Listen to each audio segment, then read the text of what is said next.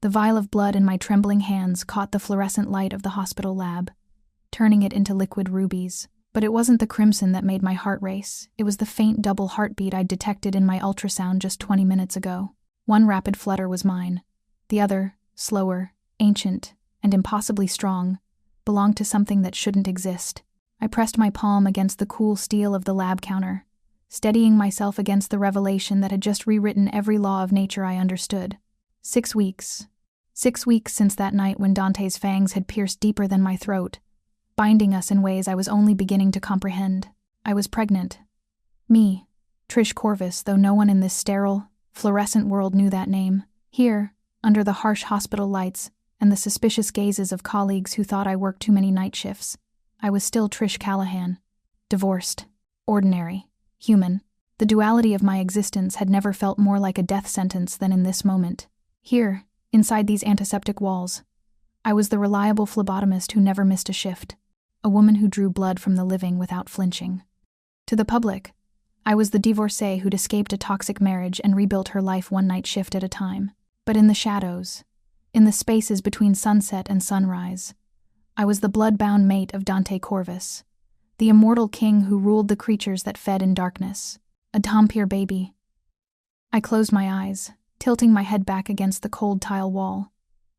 A child meant impossibility. In Dante's world, human-vampire hybrids were the stuff of myth, forbidden by ancient law, hunted by both sides. We were currently navigating a fragile truce between vampire courts and the Nightfall Covenant hunters, who moved through the medical establishment like ghosts. Dante had kept our bond secret for this very reason, to keep me breathing. If they knew I carried his heir. My phone buzzed violently against the metal instrument tray, shattering the silence. I jumped, my nerves already frayed. I glanced at the screen, and the small spark of hope that it might be Dante died instantly, replaced by a heavy, familiar dread. Mom's facility. I hesitated before unlocking the screen. My relationship with Whispering Pines Memory Care was a series of crisis calls masked as routine updates. I swiped to answer, pressing the phone to my ear. "Miss Callahan, this is Nurse Greta. Your mother had another episode tonight. She's claiming there are blood drinkers in her room again. We had to sedate her. She was trying to barricade the door with furniture." I stared at the vial of blood still clutched in my left hand, watching it tremble. "I'll be there in 30 minutes. We really think it's time to discuss adjusting her medication." 30 minutes, I repeated, and ended the call. I set the blood sample down with exaggerated care, as if it might shatter. My mother wasn't hallucinating. Her dementia-addled mind was catching fragments of my other life, seeing shadows of truth her deteriorating brain couldn't quite process. The irony burned. The one person whose memory was failing was the only one who saw me clearly. I logged out of the lab system, my fingers moving through the familiar routine. The balance of my double life had always been precarious, a high-wire act performed in complete darkness. But now, with a hybrid child growing inside me, a child that would crave blood before it could walk, the wire had become a razor's edge. I felt a pang of guilt thinking about my mother, alone in that sterile facility, her mind fragmenting while I couldn't tell her the truth. But what choice did I have? Regina Callahan had a tendency to overshare when confused, treating strangers like confidants. In my world, loose lips didn't just sink ships, they invited silver stakes and UV bombardment. If I didn't visit tonight, she would spiral further. Or worse, she would wander into the day room and start telling the other residents about her daughter who only comes at night and has strange friends who don't eat. Someone would listen, someone always listened. Someone who might be connected to the Covenant. That was a risk I couldn't take. Not now. Not with the secret I was carrying. I grabbed my black peacoat from the employee locker, buttoning it up against the late autumn chill. It was past midnight, well into the graveyard shift that had become my natural habitat. I caught my reflection in the darkened window of the break room. My shoulder-length blonde hair looked limp under the fluorescent lights, and the shadows under my blue eyes had deepened into bruises. I looked exhausted. I looked breakable. It was the perfect camouflage. I slung my leather messenger bag over my shoulder, the one with the concealed inner pocket where I kept the small vial of Dante's blood for emergencies. The mere thought of him, his preternatural stillness, the way he looked at me as if I were the first sunrise he'd witnessed in 8 centuries, made my pulse quicken. I keyed in my employee code, the heavy security door to the lab clicking open with a pneumatic hiss. I stepped out into the hospital corridor, and the institution assaulted me with its familiar symphony. distant beeping of monitors, the hushed voices of the night staff, the antiseptic smell that never quite masked the underlying scent of decay. The parking garage was 3 floors down. I took the stairs instead of the elevator, old habit from my pre-vampire days, back when I thought exercise mattered. My footsteps echoed in the concrete stairwell, each step taking me closer to the moment I'd have to face my mother's confusion and my own guilt. The garage was nearly empty at this hour, save for the scattered vehicles belonging to the skeleton crew. My beat-up Honda Civic sat in its usual spot under the flickering light in Section D. I was halfway across the oil-stained concrete when I heard it. Well, look who's finally clocking out. The voice came from behind a concrete pillar to my left, emerging from the shadows like something dredged from a nightmare I'd thought I'd escaped. My stomach dropped. I knew that voice. It was the voice that had mocked my scrubs, my ambitions, my ridiculous vampire novels, for 2 years before I finally found the courage to file for divorce. Joey. I turned slowly. He was leaning against his silver Lexus new, probably leased beyond his means, looking like a grotesque parody of success. His dark hair was gelled back with too much product, reflecting the sickly yellow of the garage lights. He wore a fitted designer suit that screamed pharmaceutical rep trying too hard, and his smile was a slash of white teeth that had never looked kind, even when we were married. Joey, I said, my voice flat, drained of emotion. What are you doing here? Visiting hours, Trish, he lied smoothly, pushing off the car to stand in my path. He reeked of expensive aftershave, and something underneath it, something chemical, medicinal. Saw your car. Figured my ex-wife was pulling another all-nighter. Some things never change. Huh? Still married to the job? I'm leaving, Joey. Move. He chuckled, a sound like gravel scraping glass, and stepped directly into my path. I tried to sidestep, but he mirrored my movement with predatory precision. The parking garage was deserted at this hour. A spike of fear went through me, not just for myself, but for the impossible life growing inside me. My hand drifted toward my messenger bag, toward the vial that I could break against the concrete if things got desperate. Feisty, he sneered, his eyes sliding down my body in a way that made my skin crawl. You look different, Trish. Tired, run down. Those night shifts aging you. Fast, or is it something else? I'm fine, I said through gritted teeth. Get out of my way. I heard about your mom, he said, dropping the words like a bomb between us. I froze. What? Joey's smile widened, savoring my reaction like a fine wine. Regina. Whispering Pines, right? Early onset dementia. Such a tragedy. I actually stopped by last week. Professional courtesy, pharmaceutical research, and all that. We had a fascinating conversation. The blood in my veins turned to ice water. You went to see my mother? She's very chatty, Joey continued, examining his manicured nails with deliberate casualness.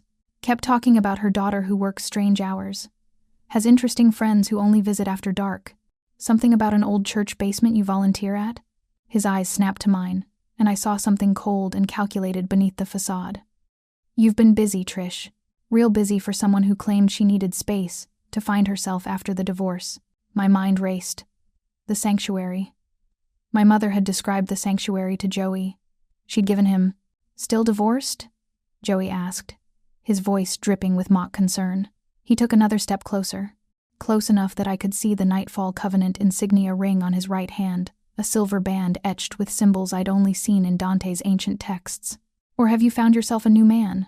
Someone who appreciates those unusual hobbies of yours? Thunder rumbled in the distance, promising a storm, and somewhere in the darkness beyond the garage, I felt it, the shift in air pressure that meant Dante was coming. But Joey didn't know. He stood there in his expensive suit with his pharmaceutical company badge clipped to his breast pocket, playing with fire and calling it research. You have no idea what you're involved in, I whispered. Oh, I think I do, Trish. Joey's smile turned razor sharp. I think I know exactly what you've been doing, and I think it's time we had a real conversation about your nighttime activities. The fluorescent light above us flickered once, then went dark. The old church basement smelled of candle wax and something older stone that had witnessed centuries of prayers and confessions. Dante's hand remained firm on the small of my back as we descended the worn steps, each one taking us deeper beneath the city streets. The fluorescent horror of the parking garage felt like a lifetime ago, though only 20 minutes had passed since he'd materialized from the shadows and sent Joey scrambling to his Lexus with nothing more than a look. You're certain about this? Dante's voice was low, meant only for me in the darkness. Once you see them, once you know what's possible, there's no unknowing it. I touched my abdomen through my coat, feeling nothing yet everything. I need to see. The basement opened into something impossible. What should have been a cramped storage space stretched into a vast underground chamber, the walls lined with bookshelves and soft lighting that mimicked afternoon sun. Children's laughter echoed off the vaulted ceiling, genuine, unafraid.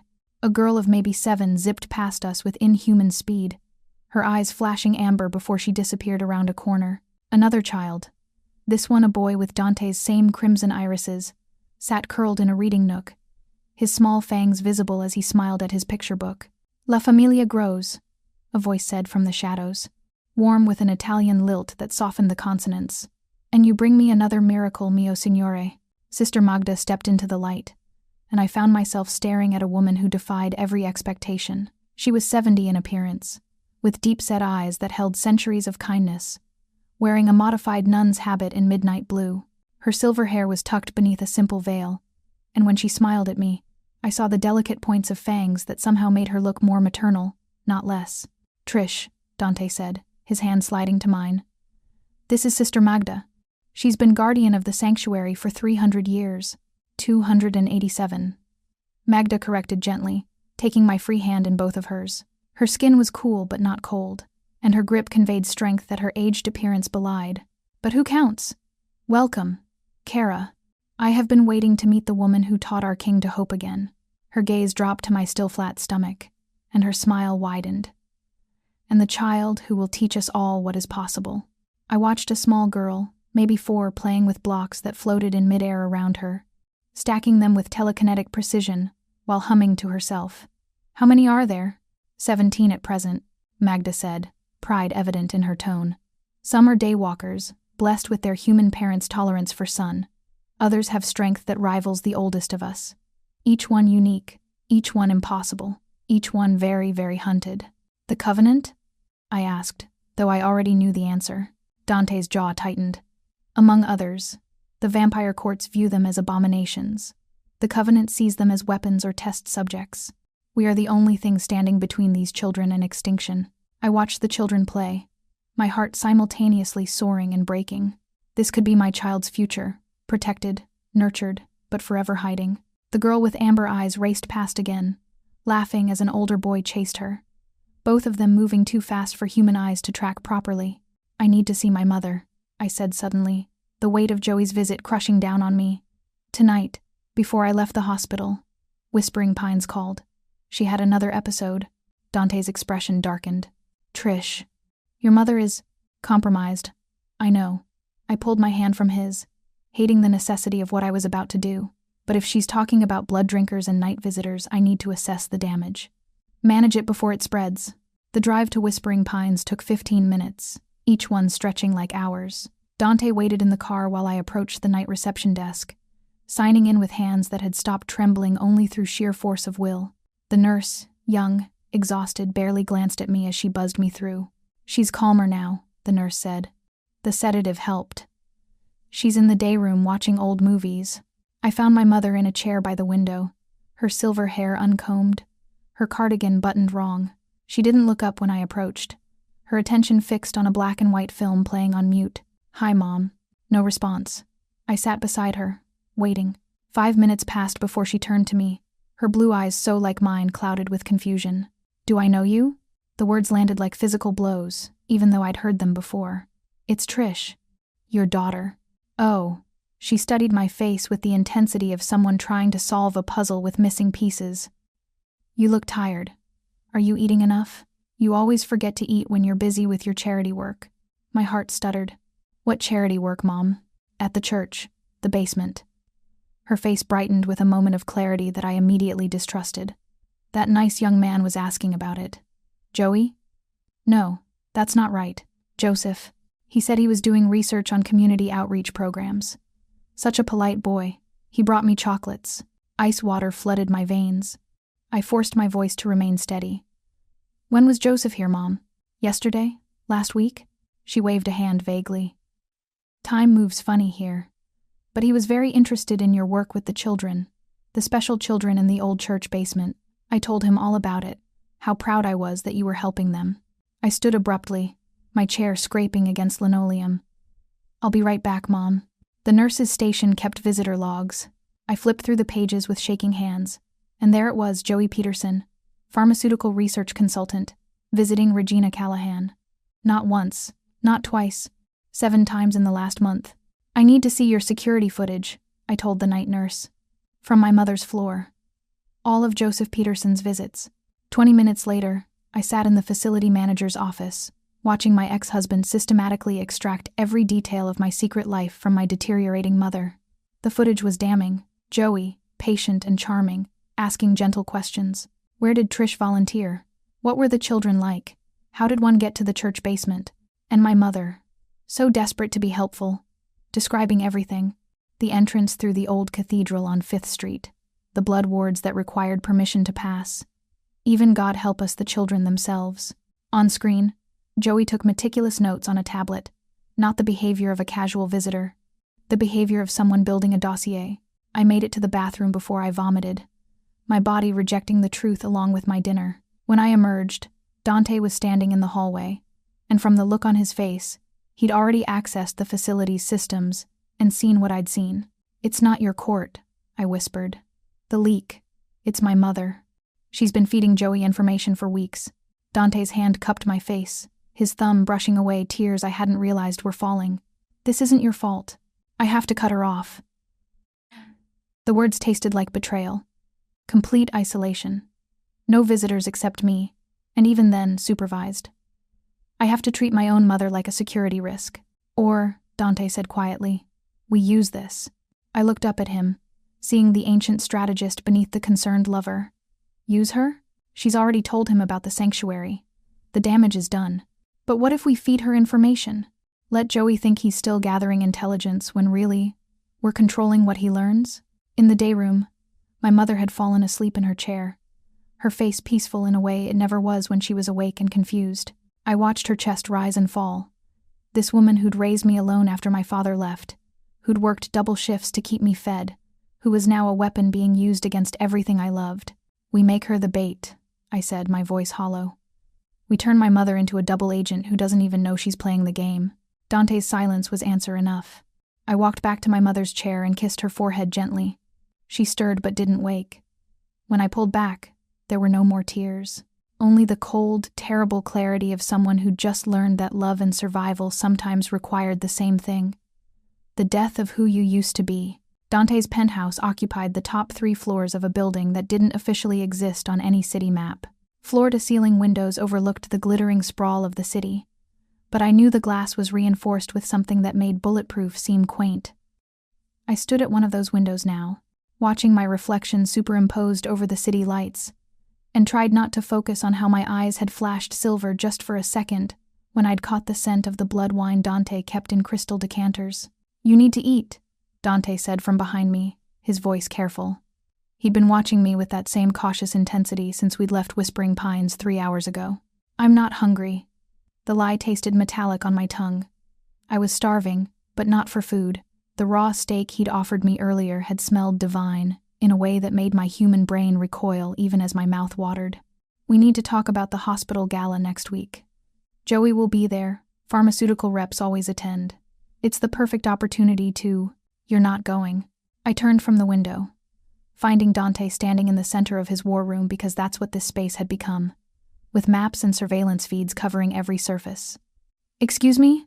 Vittorio has arranged transport to the Vienna stronghold. You leave tomorrow night." His tone was final, the voice of a king who expected obedience. "They have facilities equipped for dhampir pregnancies. Ancient texts. Healers who remember the last hybrid birth. That was 400 years ago, and the mother died in childbirth." I crossed my arms, feeling the silver flicker in my eyes again, anger making the transformation easier. "I'm not running, Dante. This isn't running, it's surviving." He moved toward me with that preternatural grace that still stole my breath. "The Covenant knows about you. About the sanctuary. Your mother has told Joey enough to paint a target on your back the size of, which is exactly why I need to stay." I met his gaze, refusing to back down even as every instinct screamed that challenging an 800-year-old vampire king was suicidal. "They want me. Let them come for me. But on our terms. At the gala, where we control the environment, and can finally identify their leadership. You want to use yourself as bait. His voice had gone dangerously soft. I want to end this before our child is born into a war. I placed a hand on my stomach, still flat but somehow feeling fuller. Joey's been visiting my mother for weeks, building his intel. He thinks he's hunting blind, gathering pieces. What if we give him the whole picture? Make him confident enough to bring his handlers out of hiding? Dante's hand covered mine on my stomach, his palm cool against my warmth. If anything happened to you, the lights died. Not a flicker, not a surge. Instant, absolute darkness that swallowed the city view and plunged the penthouse into blackness. Except I could still see, every detail rendered in shades of silver and gray, as clear as daylight. Dante's face, the furniture, the doorways, all perfectly visible through eyes that shouldn't work in zero light. Blood wards are down, Dante hissed. Already moving. Trish. The panic room. Now. The windows exploded inward.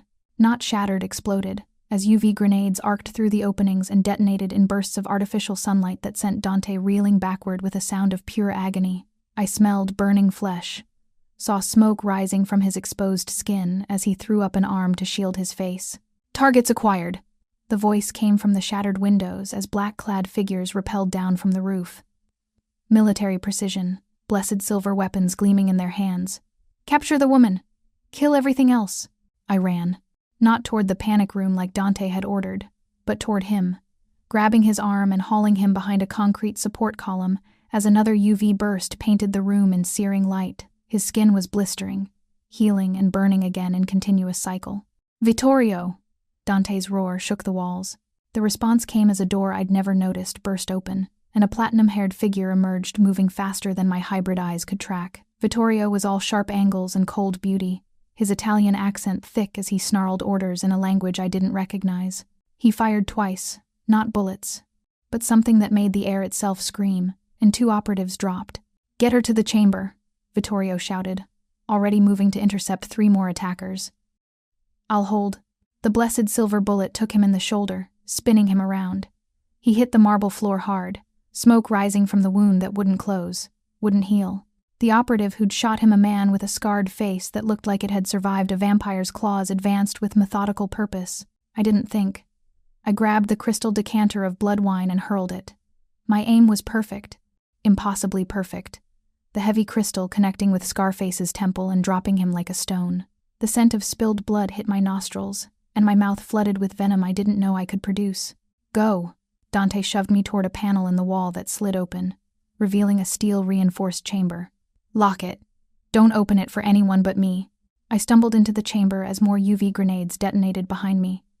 The door sealed with a hydraulic hiss, and suddenly the world was muffled, distant. I could hear my own heartbeat, and the second, slower one beneath it. The baby. Still there. Still alive. The chamber had monitors, emergency supplies, and a medical kit. I tore into the kit with shaking hands, finding syringes of something labeled metamorphosis inhibitor in Dante's precise handwriting. I jabbed one into my thigh, feeling the silver recede from my eyes, the unnatural strength ebbing back to merely human levels. I couldn't afford to transform fully. Not yet. Not when I didn't understand what I was becoming. On the monitors, I watched Dante turn into something from nightmares. His face shifted, becoming more angular, more predatory. His movements were liquid violence as he tore through operatives with bare hands that ended in claws I'd never seen him display.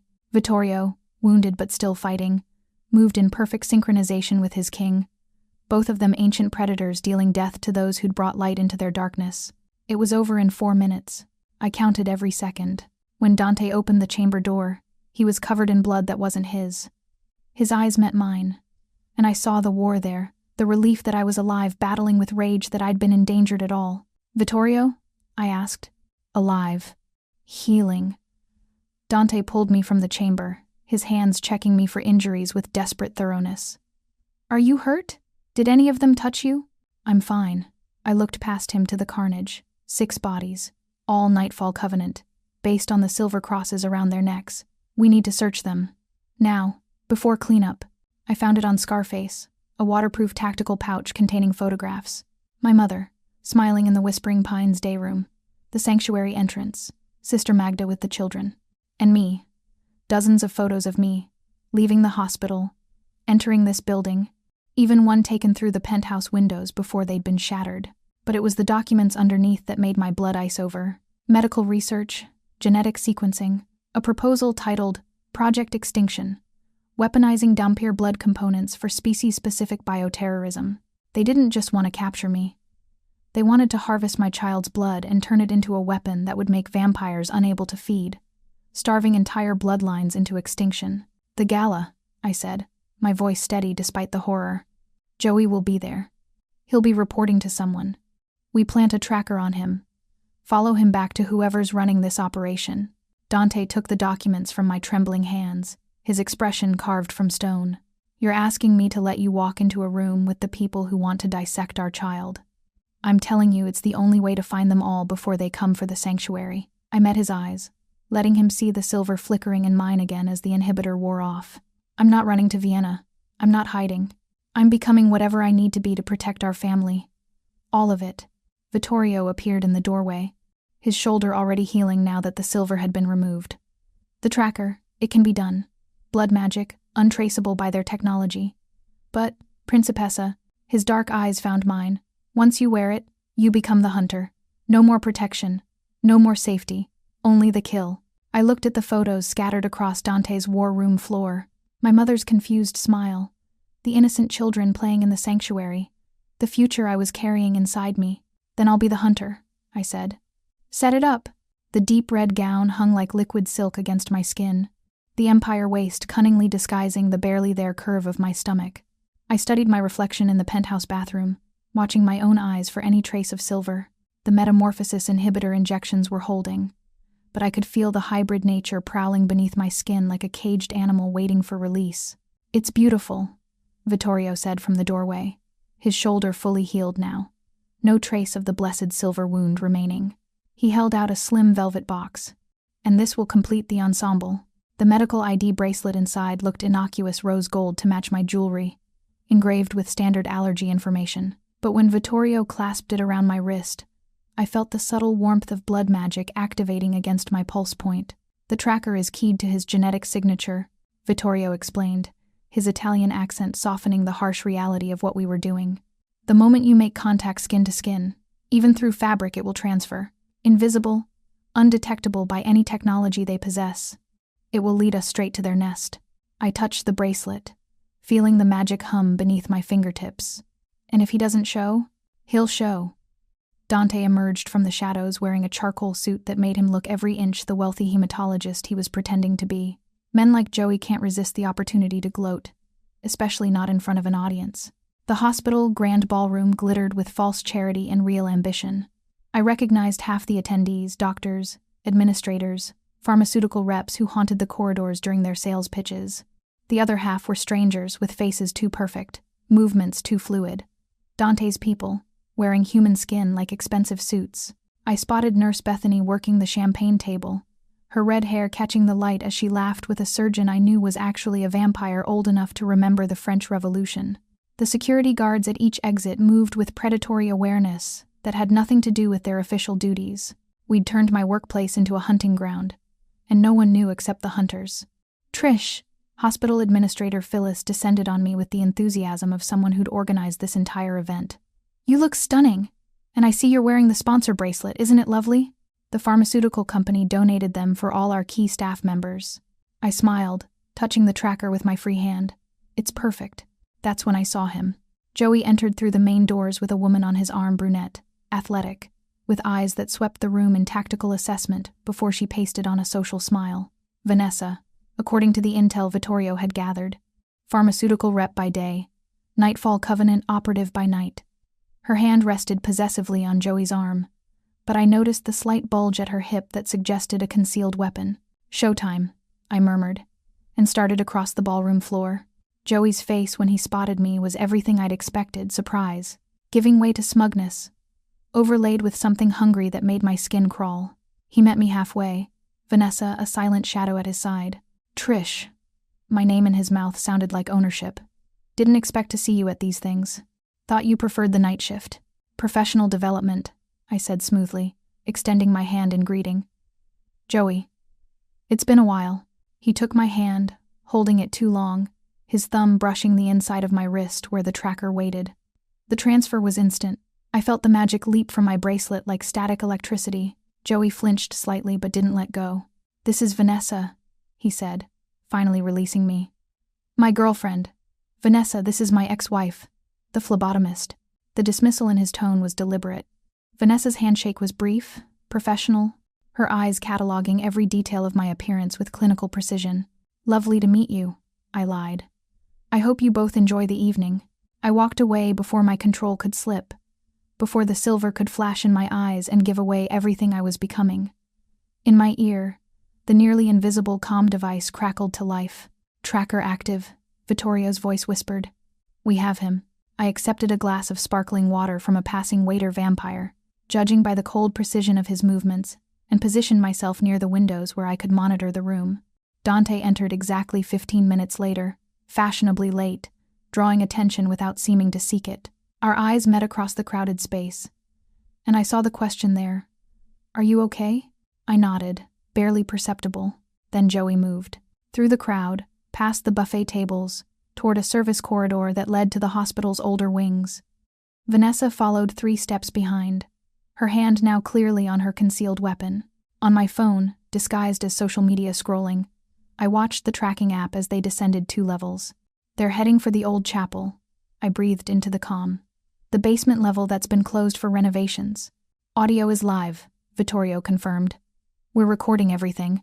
I slipped into an empty consulting room and pressed the comm device deeper into my ear, closing my eyes to focus on the enhanced hearing that was my hybrid gift and curse. The sounds of the gala faded, replaced by echoing footsteps and Joey's voice. "Confirmed the pregnancy," Joey was saying. "I saw the blood work myself when I hacked the lab system. 6 weeks along, and the fetal development is already abnormal.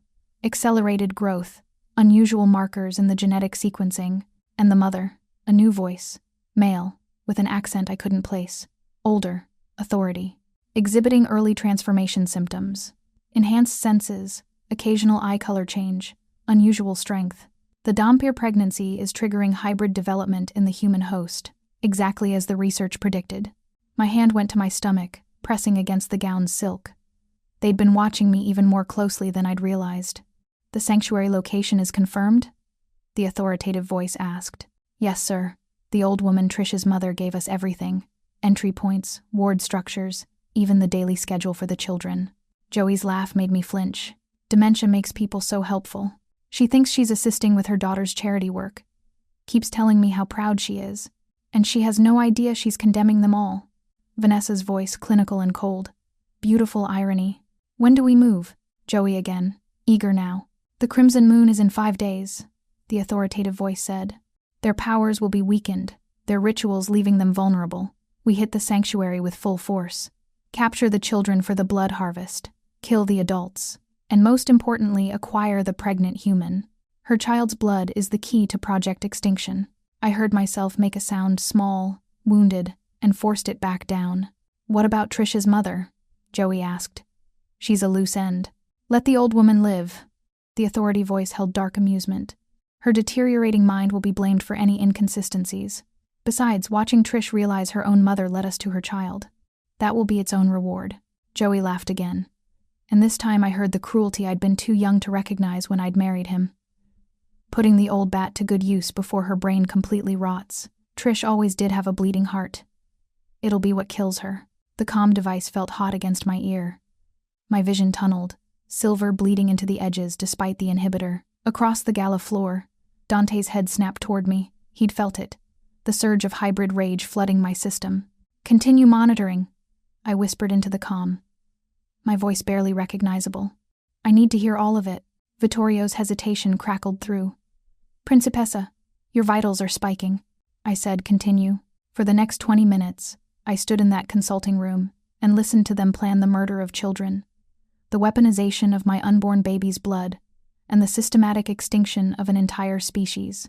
I heard them discuss my mother like she was a useful tool. I heard Joey describe exactly how he'd manipulate her in their next visit, what questions to ask, what false comfort to provide. When they finally finished and dispersed, I remained frozen, my hand still pressed against my stomach, feeling the double heartbeat beneath my palm. Dante found me there 5 minutes later. He didn't speak, just pulled me against his chest and let me stand in the circle of his arms while my mind raced through possibilities and probabilities.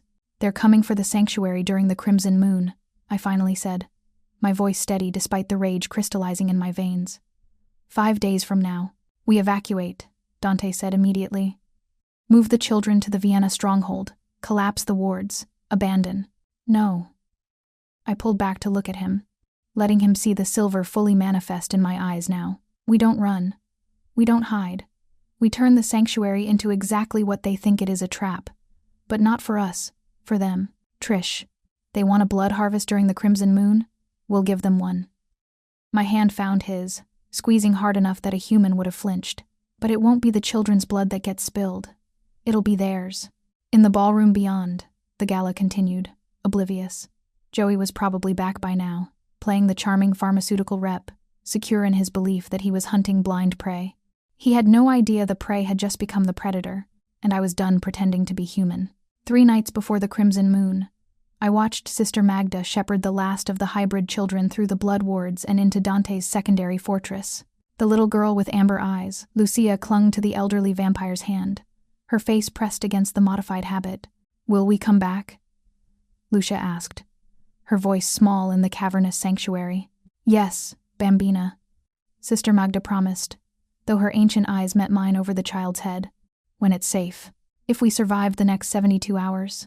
The sanctuary that remained was a stage set, populated by Dante's oldest warriors glamored to appear as children. I watched a vampire who'd fought in the Crusades practice skipping rope with movements that mimicked a 6-year-old's enthusiasm. The glamour was perfect visual, auditory, even scent signatures altered to read as human-vampire hybrid. The Nightfall Covenant sensors would detect exactly what they expected. "You don't have to be here," Dante said for the 100th time. He stood in the center of the converted church basement wearing ancient armor that had seen centuries of battles, twin blades crossed on his back. His face had already begun to shift more angles, sharper features, the predator visible beneath the civilized veneer. "Yes, I do." I adjusted the black leather corset over crimson silk, the outfit designed for movement and combat. My small baby bump was visible now, impossible to hide. "They're coming for me specifically. If I'm not here, they'll abort, and we lose our chance. The reinforced chamber. I'll be in it."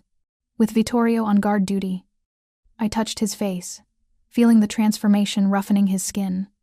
"We've been over this, Dante. I trust the plan." What I didn't say, I'd also arranged for my mother to be transferred here yesterday, installed in one of the surface-level rooms, under the guise of specialized care consultation. Joey would have been informed through his surveillance. Regina Callahan, vulnerable and confused, visible bait to ensure the Covenant committed fully. I was using my mother as a lure, and the guilt sat in my stomach like lead. The crimson moon rose at midnight, painting the sky the color of old blood. I felt it immediately, the weakening of vampire powers, the way Dante's movements became fractionally slower, his healing marginally reduced.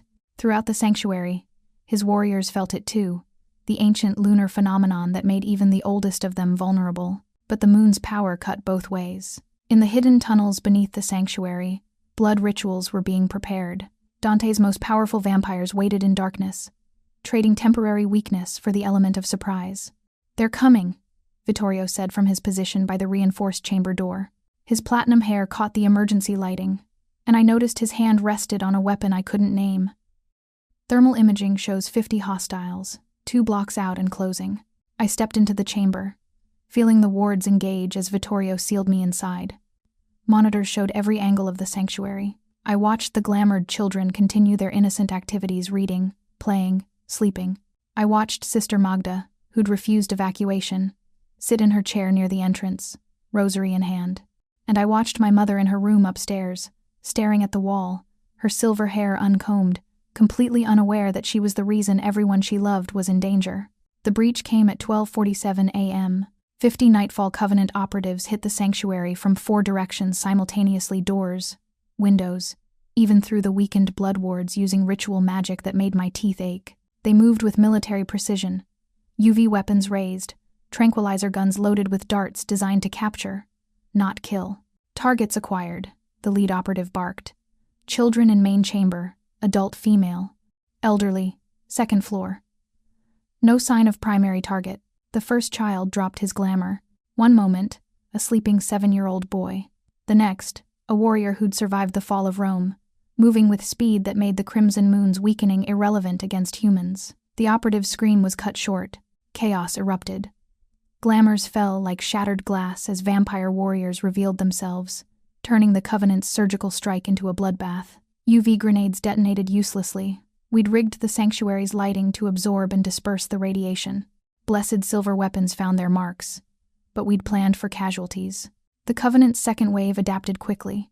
They fell back to defensive positions, and that's when I saw him. Joey burst through the service entrance with 3 operatives flanking him, and he had my mother. Regina looked tiny in his grip, a silver blade pressed to her throat hard enough to draw a thin line of blood. Her eyes were wide with confusion, searching the carnage for something familiar to anchor to. "Trish!" Joey's voice cut through the sounds of combat. "I know you're here. Show yourself or the old woman dies." On the monitors, I watched Dante freeze, his blade halfway through an operative's throat. His eyes found the camera, found me through the reinforced glass and steel. I opened the chamber door. "Here," I said, stepping into the main chamber. The fighting stopped instantly, 50 pairs of eyes, human and vampire, locking onto me. I let my hands rest on my stomach, visible proof of what they'd come for. "I'm here, Joey. You can let her go now." "Let her?" Joey's laugh was unhinged. "You think this is a negotiation? You think after everything, after you chose these monsters over your own humanity, I'd just let you walk away?" My mother's eyes focused suddenly, cutting through the dementia fog with painful clarity.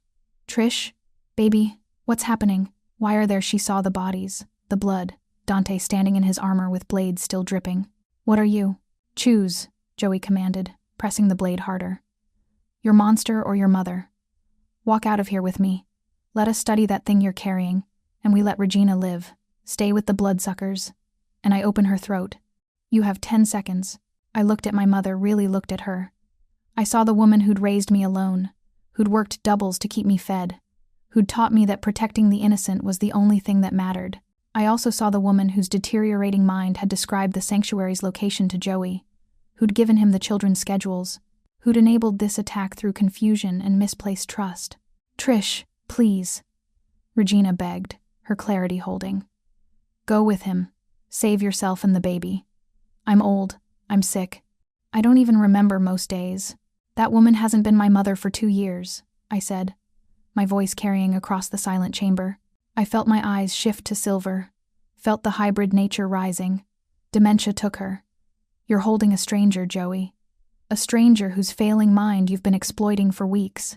Regina's face crumpled. In that moment of devastating lucidity, she understood. I'd chosen to let her die. You're bluffing, Joey said, but I heard the uncertainty. Am I? I took a step forward. You need me alive, Joey. Your entire bioweapon project requires dhampir blood, and I'm the only source you have access to. But my mother? I gestured to Regina. She's a liability, a loose end. You were going to kill her anyway once you had me. So go ahead, do it. Prove to everyone here that you're exactly the monster you claim to hunt. The blade wavered. Just a fraction, just for a heartbeat. Dante moved. I'd seen him fight before, but this was different. This was the 800-year-old king moving at speeds that made reality blur. One moment Joey held my mother hostage. The next, Joey's head was separating from his body in a spray of arterial blood, his silver blade clattering harmlessly to the floor. Regina collapsed. I caught her, going to my knees as her weight pulled me down. She was crying, her hands gripping my arms with surprising strength. You've become one of them, she sobbed. My baby girl, you've become a monster. I held her while Dante's warriors systematically eliminated the remaining Covenant operatives. I held her while their leaders were captured, bound in blessed silver, dragged to the holding cells for interrogation. I held her while she wept for the daughter she'd lost not to death, but to transformation. I became a mother, I finally said, helping her to her feet. And mothers protect their children, all of them. The aftermath took hours. Covenant leadership was interrogated, names, locations, operational details, extracted with methods I didn't watch. Then they were executed, clean, efficient, final. I made the arrangements for my mother myself. The Haven was 3 states away, a memory care facility so exclusive it didn't advertise. Monitored by Dante's people, Expensive enough that Regina would have the best care modern medicine could provide. Far enough that she couldn't accidentally betray us again. Our final visit lasted 5 minutes. She didn't recognize me, her eyes sliding past my face without comprehension. I left the medical power of attorney with the director, along with a trust fund that would ensure her comfort for whatever time remained. I didn't cry until I was back in the car. Sister Magda performed the blessing 3 days later. The hybrid children returned and playing in the sanctuary courtyard while she traced symbols on my forehead in sanctified oil. Protectress Dei Innocenti, she intoned. Protector of the innocent. That night, Dante's court assembled for the blood oath. I stood before vampires who'd seen empires rise and fall, wearing crimson silk and black leather, my silver-flecked eyes meeting theirs without flinching. One by one, they knelt, binding themselves to protect my lineage, recognizing me as their queen. When I smiled, my fangs, small but unmistakable, caught the candlelight. The labor started during the blood moon, 7 months later.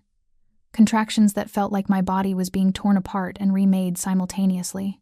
Dante held my hand while Sister Magda and a human midwife worked in tandem, bridging 2 worlds to bring forth a third. Celine entered the world screaming, her cry sharp enough to shatter the reinforced windows. She had my blonde hair and Dante's crimson eyes, and when she instinctively latched to feed, I felt her tiny fangs pierce my skin. Outside, the blood moon turned silver. The prophecy, Sister Magda breathed, crossing herself. The child who bridges worlds. I held my daughter while Dante's hand rested on my shoulder. Both of us watching the monitors, showing hybrid children playing in the sanctuary below.